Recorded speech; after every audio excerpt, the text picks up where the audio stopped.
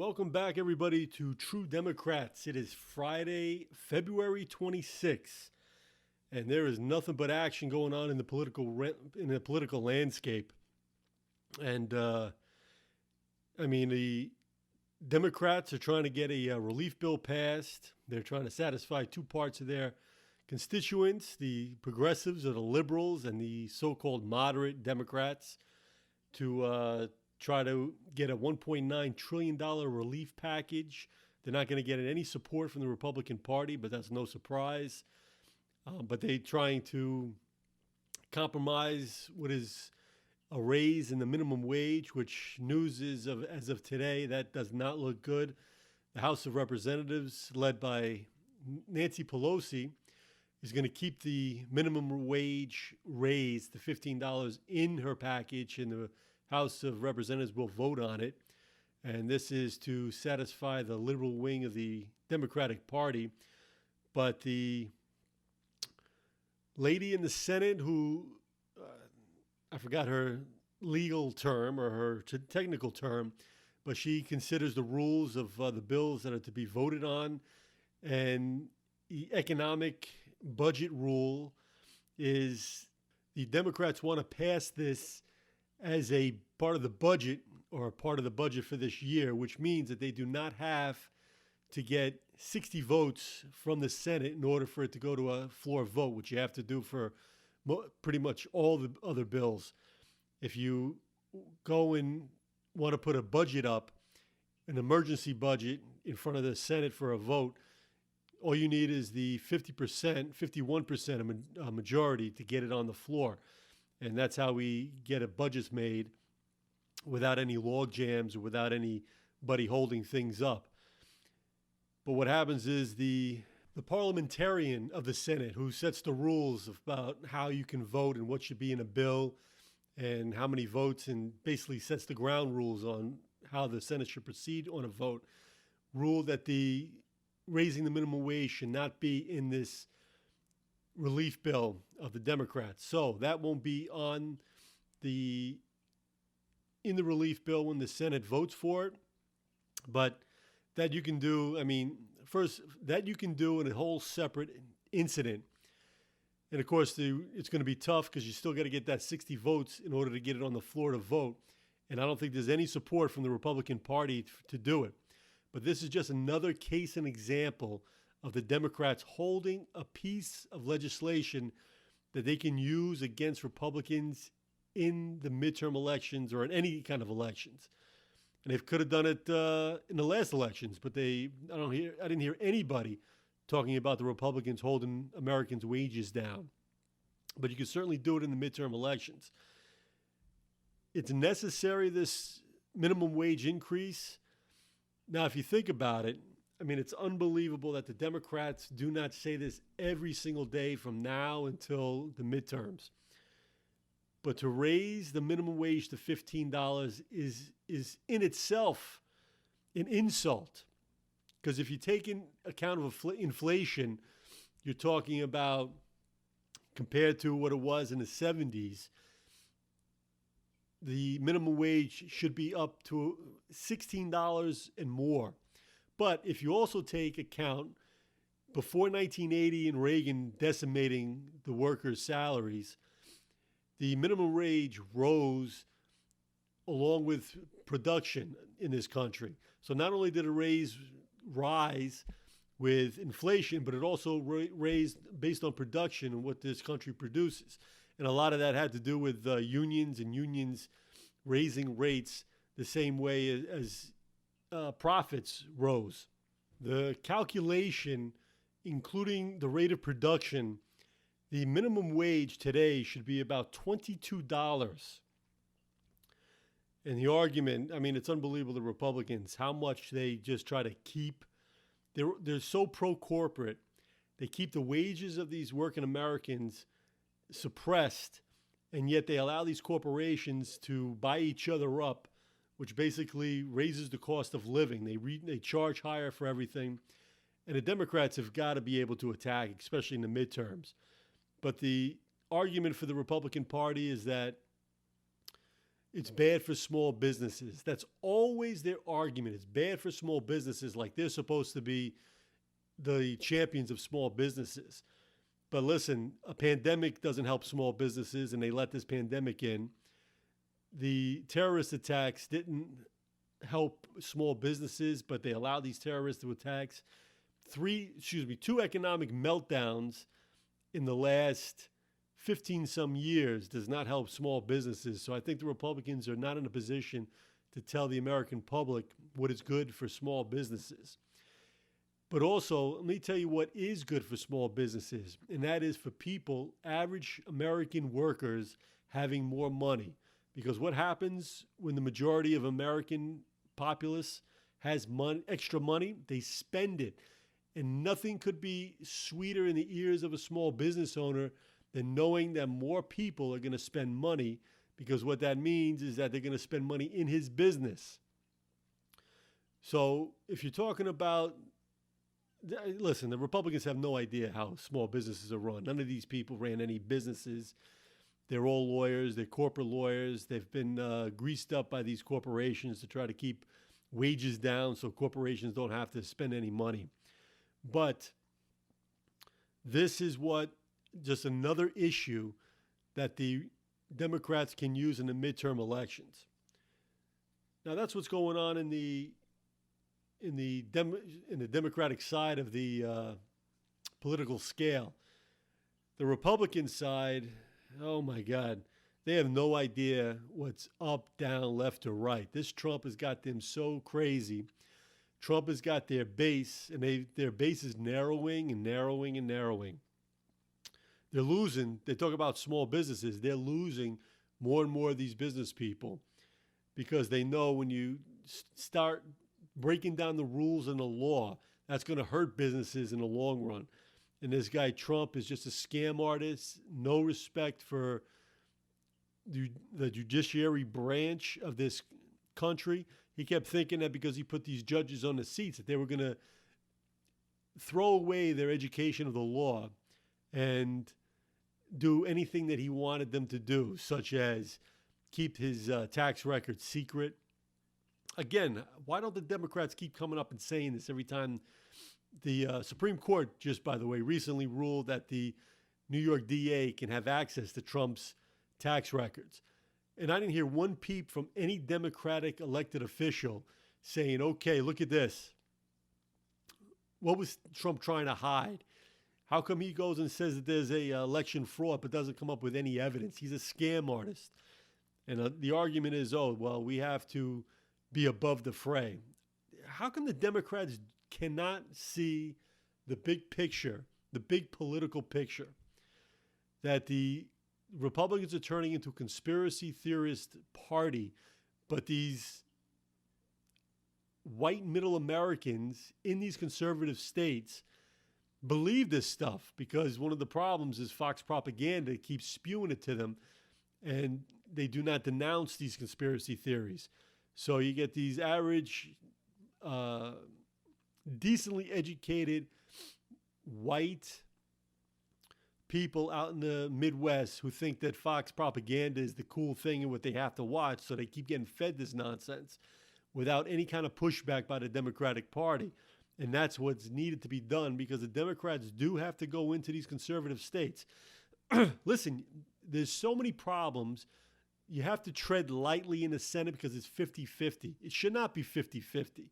Part of the reason why it's 50-50 is because the Democrats do not challenge in these conservative states, and they have to start planning money-wise, spending-wise, and strategy-wise how to get these seats in these conservative states. And it needs to be a priority. Why does it need to be a priority? Because the number one threat to this country has become the Republican Party. And it's actually been this way for probably this century, for 20 years. Because it was the Republican Party who was the members of their base, the members of their caucus, the people who they elect, are so privileged that they're not interested in the well-being of this country. They use that as a tagline to get what they want, to satisfy their people, to satisfy their money people who give them campaign contributions, which are the corporations, businesses, millionaires, billionaires, the wealthy. The Republicans are such on a one-track mind that they have forgotten that their duty is to protect this country. So when they get a report from the CIA that says that Osama bin Laden is going to attack this country and they do nothing, I think the quote from George W. Bush when he got the report from the CIA director at the time, it was, okay, you just covered your ass, you're okay. And then he went off and went on vacation. And what happened? We got attacked. The Republican Party is such filled with privileged individuals that they're more interested in the banks and the CEOs making money than protecting the average investor and the average worker in this country, that we had an economic crisis meltdown because of the banks in 2008. And it was the Democrats who wrapped these banks in chains, put them in a cage. In other words, they regulated the banks to make sure that the 2008 meltdown wouldn't happen again. And guess what? When Trump became president and the Republicans took over the Senate and the House of Representatives, what did they do? What was one of the first things they did, even before their tax cut? They took those regulations off. Now think about this, and think about how inept the Democratic Party is. The thing that caused the economic collapse of the 2008 was the deregulation of banks.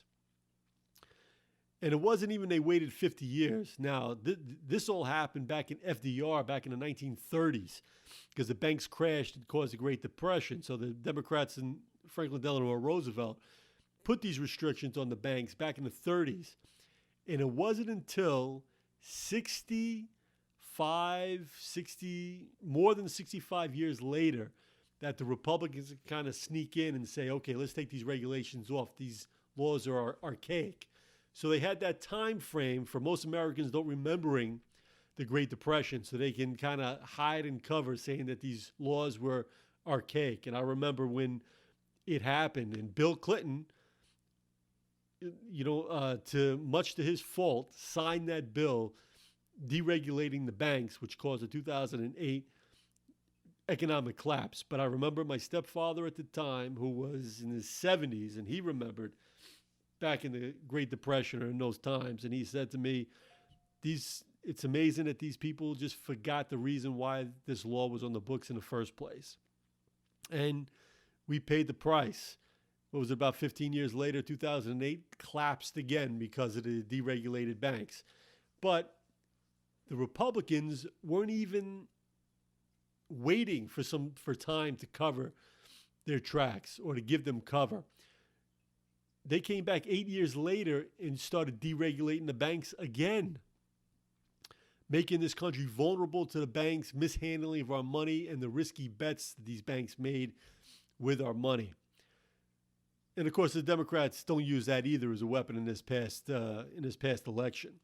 But the point of the matter is that the Republicans are the type of Republican and type of politician that runs in the Republican Party has no inkling, no consciousness about the well-being and the security and the growth of this country, and that they are more focused on giving free rides and giving power to the millionaires, billionaires, and corporations to this country.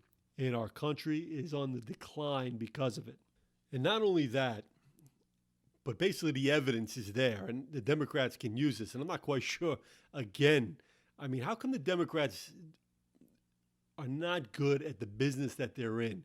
And that is A, politics, B, which means you have to market yourself, and that is beating the other guy in a political race. And the Republicans are making it easier and easier.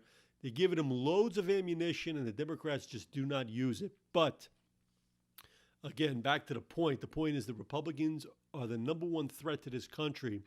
And when they are in charge in the House, in the Senate, and in the White House, Bad things happen to this country. Osama bin Laden attacks this country. The banks cause economic meltdown in this country thanks to the Republicans getting rid of the regulations. During George W. Bush's, we had two major blackouts on the East Coast, on the eastern, northern, east part of this country, from New York City to Ohio, and I believe as far down as Florida. Then the Democrats come in, and make no mistake about it, President Barack Obama backed into the White House. His campaign was on hope. That is not a campaign of doing an action. He did come up and he had a plan for his health care. That was major. But for the most part, again, the Democrats in the House and in the Senate squeaked in with this total collapse that we haven't seen since the Great Depression. They squeaked in to become in charge of the federal government. And they cleaned up the Republicans' mess, but not without its battles and not without the Republicans trying to stop them and having some measure of success. And part of that success, again, is President Obama's attempts at bipartisanship. Again, this is just total blindness to the political reality of what's going on, especially right after Mitch McConnell, who was then the minority leader, saying that his goal and the Republicans' goal was to make sure that Barack Obama became a one-term president. You can't have a bipartisanship with that kind of partner or opposition party and the mentality behind that opposition party. And sure enough, the Democrats are so inept at protecting their bills and protecting their accomplishments that they lose the House and the Senate 2 years later. And what happens? 2016, Trump takes over the White House. The Republicans maintain the Senate and the House of Representatives. And we get hit with a pandemic. The Republicans are completely inept at stopping it, at containing it, even though they had the rule book, the playbook written there for them, how to stop it, how to stop a pandemic, how to take care of it. Handed down not only from President Obama, but from President George W. Bush, who started that manual because he was scared that a pandemic would come attack this country. And then on top of that, complete economic collapse of which this president, who was bankrupt 4 times, that no American bank would lend money to, had no idea how to bring back this economy. And for his 4 years, all he did was confiscate this Obama economy and claimed it as his own. But when the economy crashed, nothing. But again, every time the Republicans are in complete control of this country collapses. This country is vulnerable. This President Trump just totally scrapped every decent American who has the best interest in this country at heart in all his departments, got rid of them. We had the most corrupt administration that this country's ever seen. And the Republicans, when they were in charge, failed to investigate, failed to stop the corruption. And they did everything they could to try to stop the Democrats from looking for this, for the corruption, rooting the corruption out. And then, of course, we have January 6th, an insurrection based on lies that there was rampant fraud in this election, started by Donald Trump. Now, the sake of this country and the foundation that this country is based on the election, on people voting, the fact that that has been threatened by Donald Trump and has been backed up by the Republican Party means that the Republican Party is a major threat to the future of this country and the future of all voters. And of course, when these senators and these representatives' lives were threatened by this mob that was able to penetrate the defenses of the Capitol and to get into the Capitol looking to kill, looking to hang, especially Vice President Pence. They were outraged, quote unquote, outraged. And of course, the Senate, Mitch McConnell, when the Democratic-led House impeached President Trump once again and brought the impeachment over to the Senate, Mitch McConnell didn't want anything to do with it. And as one of the morning shows stated, I loved it, he took the House impeachment and kicked it on down to the, he did nothing to about the impeachment. And as soon as the new senators and the new class came in, the Democrats took over the Senate and had the Senate trial, of which, other than 7 Republicans who, a shining moment of courage, voted to convict Donald Trump, Mitch McConnell got on the Senate floor and basically condemned Donald Trump and said that he was the cause of the riots, that everything he did was the cause of the riots that happened, but he wouldn't vote to convict. And as one of the morning show news show programs said, it basically Mitch McConnell kicked that can over to the Attorney General's office, and he didn't want to handle anything about it. And we see why. Now this base, which has been thinning, the business people are leaving because the Republicans are cutting down the rules and the laws that govern businesses. And every legitimate business person, businessman and woman, and running a business or small business or corporation needs these laws in order to make everybody honest and on the same page. But the Republicans and Trump are basically cutting that.